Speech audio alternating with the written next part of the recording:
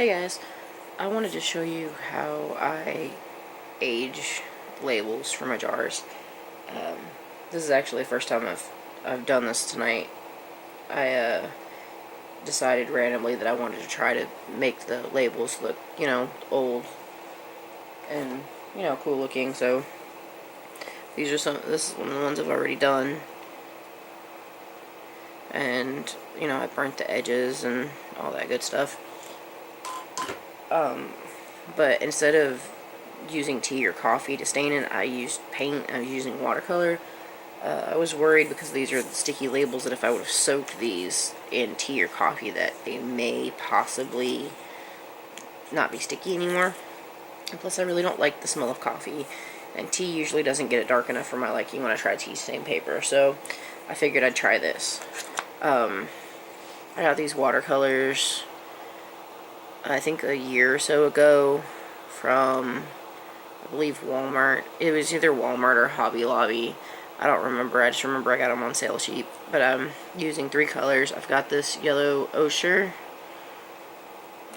and burnt sienna and then white. And I'm mixing these two together, very small drops of both, and then of course mixing with water because it is watercolor. And then I put this one down in there and mix this little drop of this with what I already mixed up with the other 2 colors to make it kind of light. And then I did it one more time, but didn't use as much as the other, so I ended up with 3 different colors in here, which this one's trying to dry out on me a little bit. Which if you do this and they dry out, all you gotta do is add a little bit more water. Since they're watercolor, it'll just, getting them wet will make them work again. And I stuck some water just in the middle of my paint palette here, so that way I'm not making a mess trying to dip in my jar that's down on the floor. But all I do is take paint and paint across. If I feel like I've got too much paint, then I just grab some more water and I just paint across the labels. I don't do any specific motions, just kind of every which way. And I just go across them like that.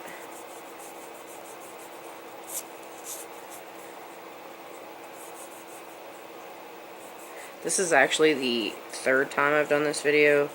I made it once, but I did it holding the camera, and it was very difficult to do with one hand.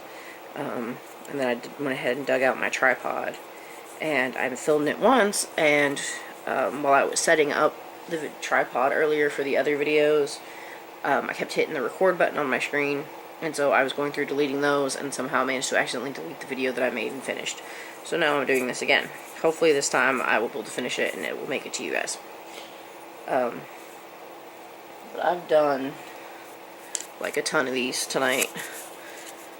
I want to go through and relabel all of my older jars that I have my herbs in, and then just have some extra on hand. So, excuse my leg up here. I'm sitting on my bed, and it's about the only comfortable spot I can get in at the moment. But got the package. I showed you guys this earlier on an earlier video. These were $1 at Dollar General. It's 128 labels. I've gone through like most of the pack. I don't think, at least half, if not more. Making these because, like I said, I want to have extras if I get extra herbs later, or if I'm labeling just anything in general. It'd be nice to have the cool looking little labels. After I go over it with the main color, I take the lighter of the 2 darker colors. Yeah, that makes sense, right? And I just go around the edges. And I'm not worried about it being perfect. I know they're not going to be perfect, and I actually like the fact that they're not perfect. And I know it seems weird that I'm going around the edges if I'm going to end up burning the edges in the end, but sometimes it goes a little farther. The edges don't, burn all the way through, so you still end up with some of that dark around them on the outside, or on the inside, I should say, of where you burnt it at. And I'll actually kind of go through and rub that in just a little bit, and so that way you kind of have that layer of the yellow underneath, and then you have that little bit layer of the darker brown on top.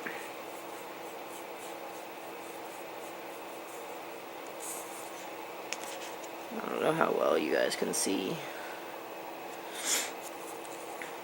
And then I go over it one more time with the dark color. And I tried just to get the edge of the brush when I'm doing the edges.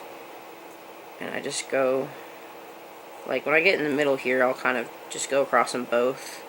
Because the paint doesn't stick to the sheet that the labels are actually stuck to.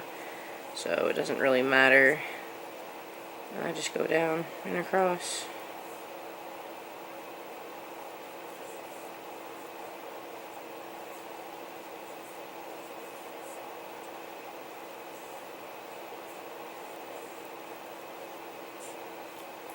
And then I just kind of do the same thing I did before. And just kind of go through. And just kind of smear it a little bit. And that way you kind of have those layers of color in there.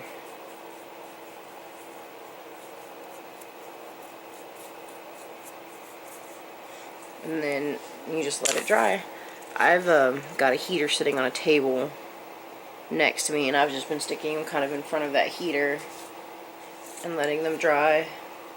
And they dry rather quickly. These are a couple of the ones that I did for the other videos, trying to do them like one-handed or do them real quick to show you guys. So I've got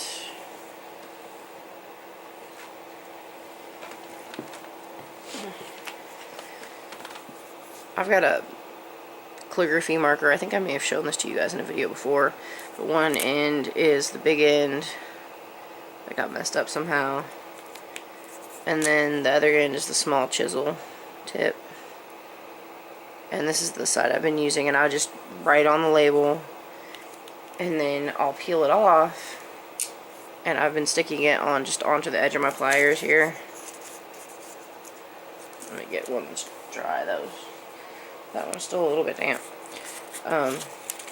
But I'm literally just sticking it onto the pliers like this, and then I take the lighter and I go around the edges, and you know, I'll burn a little bit and blow it out, burn a little bit, blow it out. I have a bowl of water that I'm holding this over so any of the ashes or anything can fall down in the water and not catch anything on fire. And then I just stick it to my jar.